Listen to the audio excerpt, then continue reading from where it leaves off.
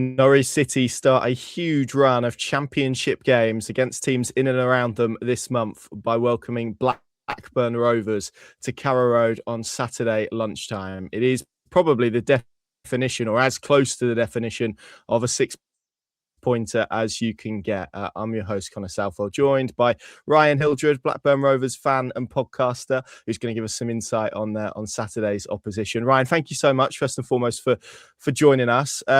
Usually I like to start kind of quite jolly and quite happy about where opposition clubs are at. But, I mean, correct me if I'm being too negative here. No manager.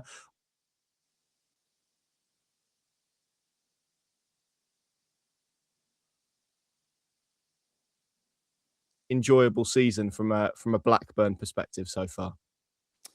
Yeah, I think that's a fair summary that you've given there. I think we feared a bit of a season like that at the start of the season with a strange recruitment approach that we had. We lost about 1,000 championship minutes from the squad in the summer when you bring in the likes of Lewis Travis leaving the club, Dom Hyam on deadline day, which was a really strange one. So we lost a lot of experience and they brought in, relative unknowns from abroad. So I think we feared a season which certainly was not going to be anywhere near the playoffs. We thought that as much, but the way it's transpired and where we find ourselves right now, it's just got worse and worse and worse and worse. And you're right to reflect that the mood in the fan base isn't great.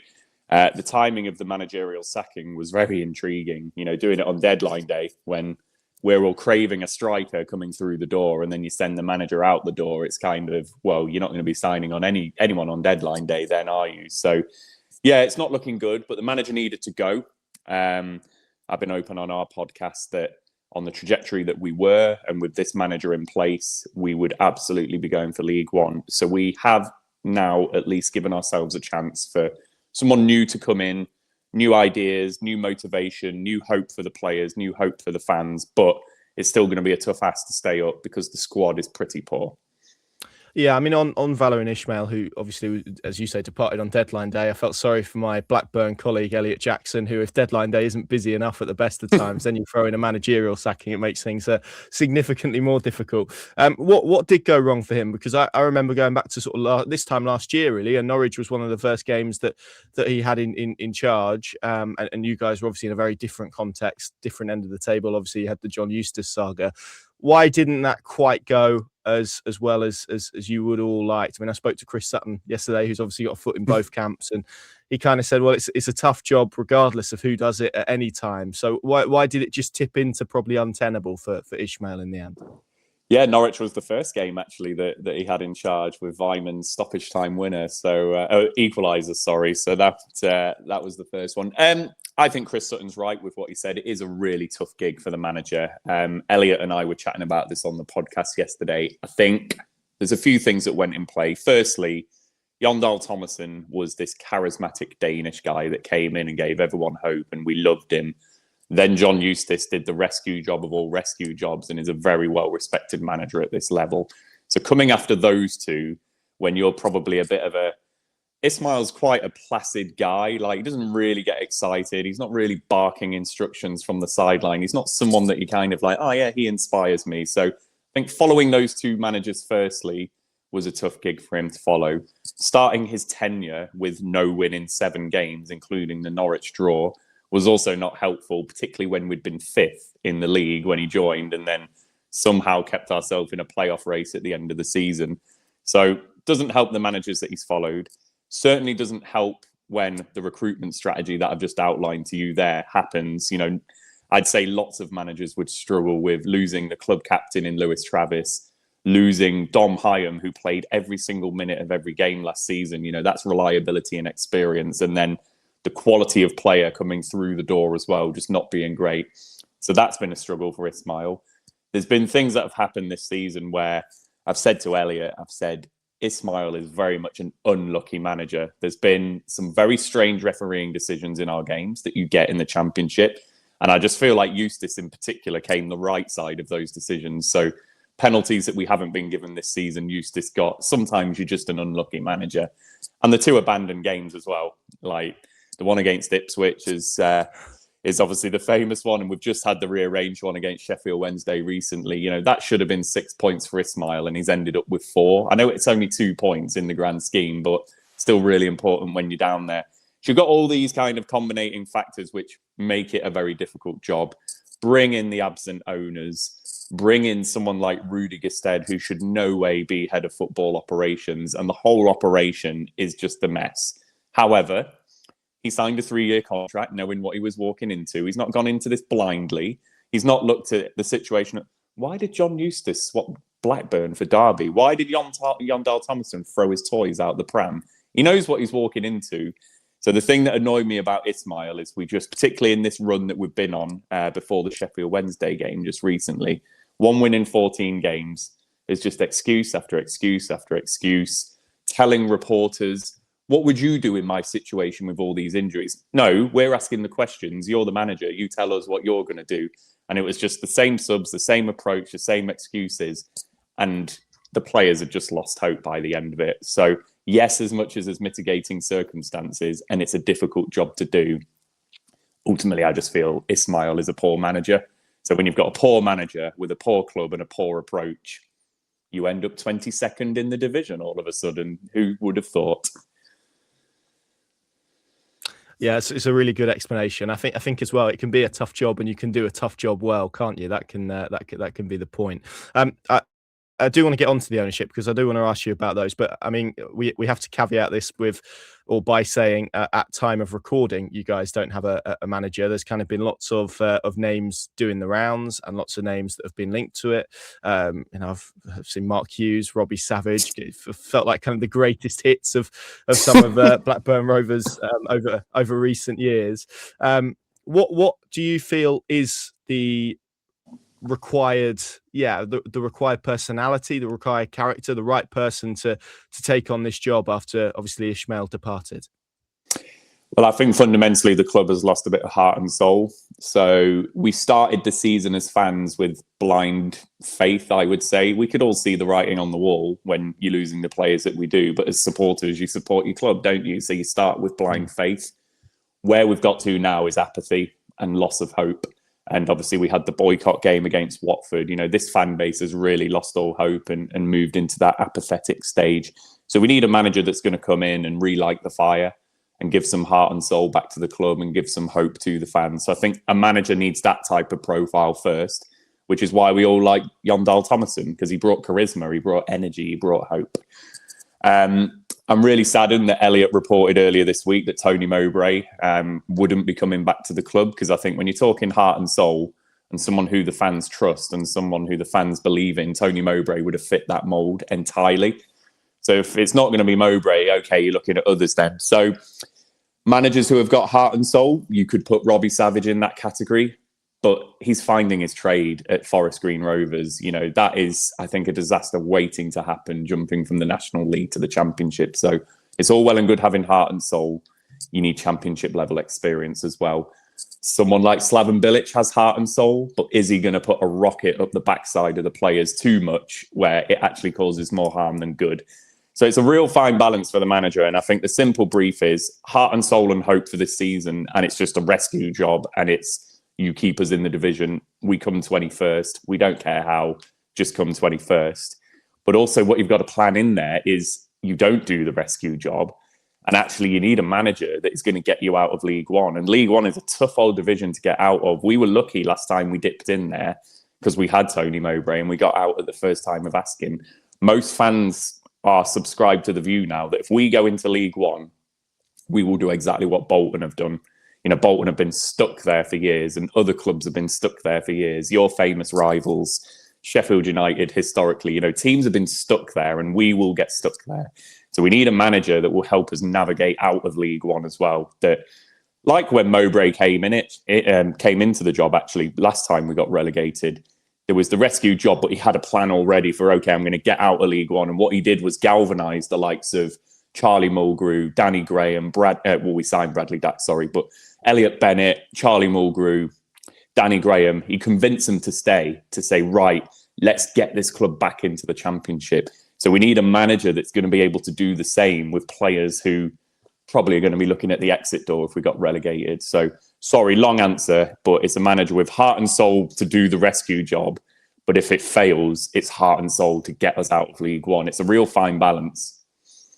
And I'm going to ask you a question that may even provoke a bit of a longer answer, because obviously people watching this from a Norwich perspective or an outside perspective maybe have seen the frustration around the ownership and the fact, still the Venkies. I think you go back to kind of those early Premier League years in the kind of 2010s where Steve Keane and Chickens on the pitch, and there are various kind of high profile moments that you can think about that. I think I kind of didn't realise this even 18 months ago, 2 years ago, when this was kind of bubbling up again, and I kind of thought, wow, the Venky's still there. So I'm sure there's lots of people who maybe feel that. Tell us a little bit about why there is so much frustration at ownership, at exec level, around Blackburn Rovers, and why ultimately fans have decided to take pretty drastic steps in terms of boycotting games and making their feelings known. Yeah, so it's been 15 years of ownership, and if I was to summarise one line, it's been death by 1,000 cuts. They came in 2010, and we were a stable Premier League club at that time. And when you're sacking Sam Allardyce and giving Steve Keane the job, and then you're relegating the club, it's not a good start. And an element that I will bring in, they've written checks, they've sent money over the years. We've been competitive at Championship level, etc. We have to make that point. We could have been Reading, we could have been Portsmouth, we could have been Bolton, but to be fair, we haven't. They have been putting money into the club. I think the reason it's elevated recently is there's been a court case in India which has restricted their ability to send money over, and the club have said certain things about there's no restrictions this, there's no restrictions that, and I think it's all been proven that there are restrictions. So essentially what we've now become is a self-sustaining football club in the UK in terms of the operations. So any normal, quote unquote, normal Championship club, when you sell Adam Wharton to Crystal Palace for the money that we got, you reinvest that in the squad and you go again. We didn't do that. That money was used to keep the lights on and pay wages and do things like that. So you can't keep selling Adam Wharton, selling Sammy Smodics, bringing money in and not spending it on the squad. So I think the fans have ultimately now reached a point, after 15 years, death by 1,000 cuts. Why do they own us? What is their reason for owning us? What is their plan? What is their strategy? And you see all these clubs around with plans and strategies and giving hope to the fans. And you've seen teams go to the depths and back, Coventry, fair play to them. They've been down in League Two. They've got a plan, they've got a strategy, and it looks like they're going to get out of this division. We just don't have that. We don't know what the long-term future of the club is. And it's that hopeless word again that I'll give you. The fans are just feeling hopeless about, well, what is the future for Rovers? It's inevitable, and it's only a matter of time before we dip into League One. And I live in Lincolnshire. Lincoln City have just been funded by a billionaire owner in America, and they are a very well-run football club now. When teams in League One are getting their act together and Rovers are one of the remaining bits of deadwood in the Championship, it just feels like a matter of time. We can see the writing on the wall. So I think that's why fans are, ultimately frustrated now, because we can see all of these different clubs getting their house in order, having plans, having strategies, and we are just, it's third year in a row, sacking a manager in February. It's just crazy. It's just such short-termism, and it just really creates that apathy in the fan base, as I say. Yes, and I'm sure there'll be a lot of people who can sympathise with your efforts. And I think we've seen generally around some of those kind of more extreme cases, and I'm not saying yours isn't extreme, but where clubs' existence have been in threat. Sheffield Wednesday, Reading, and football generally has done a pretty good job of highlighting those issues. Could they have done more? Probably, and hopefully that is the case with Blackburn. So I think all of everyone from a Norwich persuasion will be encouraging you to keep up the cause in those efforts. To turn attentions to Saturday, then it feels like a huge game, and I'm sure that's because it probably is. 1 point separating the teams. I think we obviously know the Norwich feeling towards it. What's the Blackburn view going into this? There was a win in midweek, but there was an 8-game winless run before that. How are you feeling ahead of this trip to Norfolk? Yeah, I mean, when we saw the way the fixtures were going, and obviously the upturn in form that Norwich had last month in particular, it was obviously looking like a big game. I think it's changed slightly in that we were thinking that it would be a game where Norwich can get themselves out of the relegation zone and leapfrog Rovers with a win. So it's different in the fact that your form's been so good they've already done that part. So for us, it's obviously a game where we've just got to claw back in a relegation rival. You know, your form, hopefully Norwich fans don't mind me saying this, your form is not sustainable on the current run that it is. You know, you are going to flatline and regress to the mean probably at some point. So we've just got to try and claw you in and put pressure on. And that's been our downfall this season. I can't remember what the exact stat is at the time of us recording this, but our record against teams in the bottom half is atrocious. We've not beaten Charlton. Norwich beat us earlier on in the season, not beaten Portsmouth, didn't beat Swansea, drew away at Sheffield Wednesday. You know, the record with the teams, lost away at West Brom on the opening day. All those teams who are down there, we haven't beat. And we are just doing ourselves in with that type of approach, because when you beat the teams in and around you, you get the bonus of the 3 points, but then you get the double bonus of obviously keeping your opposition and your rivals where they are. So we've got to turn this around at some point. We've got Norwich away. We've got Portsmouth at home. We've got West Brom at home. These are the games actually that we've got to win to stay in the division. So for us as fans, that's the added importance of it.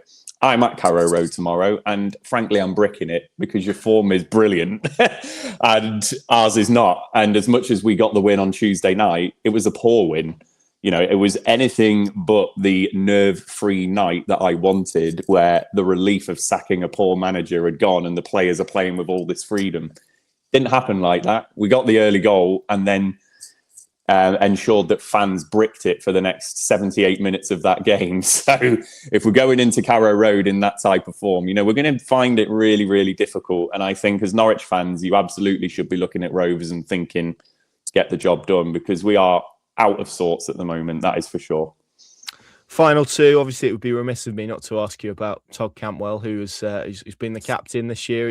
I don't think from memory he's come back to Carrow Road yet, so there's that significance of it as well. Tell us a little bit about how he's been getting on at Ewood Park. So what will his reception be like, just as I asked you that? I didn't realise that he's not going. He didn't get a good one, really, Ewood Park, did he? I think it'll be mixed, if I'm honest, probably. Yeah. Todd Cantwell, as Norwich fans are probably going to agree with me when I say this, is the most frustrating footballer on this planet. Technically gifted footballer, that is no doubt about it.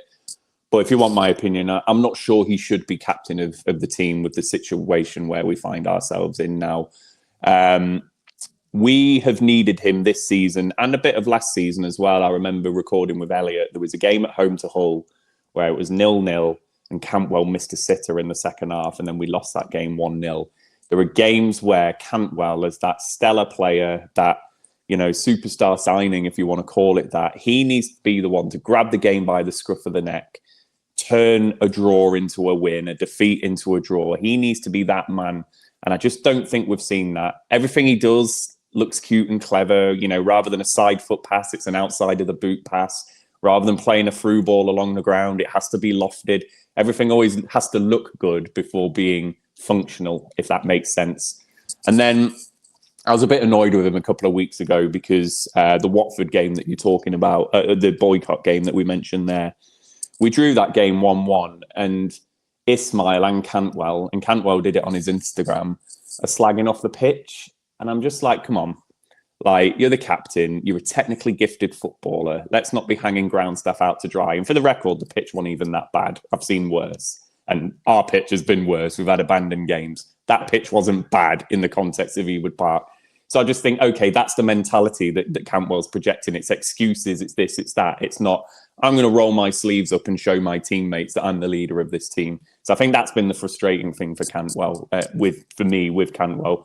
I think we all know his talents. We all know what he can do, and he's got it in his locker. We just don't see it enough, sadly, and we need it. In the situation we're in, we should be able to hang our hat on Cantwell, and I'm not sure we can do that at all times.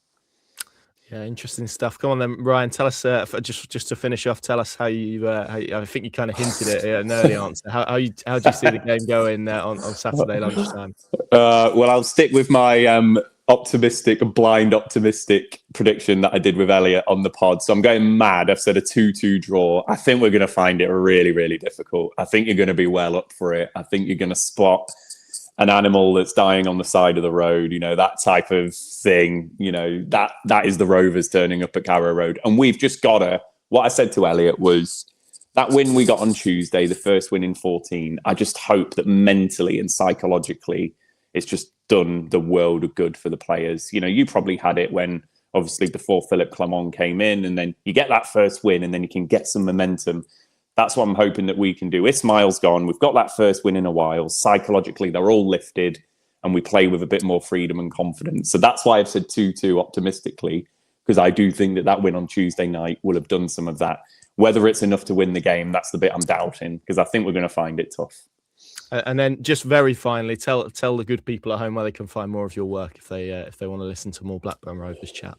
Yeah, it's through the Lancashire Telegraph. So Elliot Jackson is the reporter and the host of it. So it's the Arte Labor podcast. So look at the Latin on the Rovers badge. You'll see that on there. Good stuff. Top man. Thank you, Ryan. Really appreciate your time. Thank you all very much for watching and listening. Big game, 6-pointer. It's going to be really interesting to see how it goes. See you then.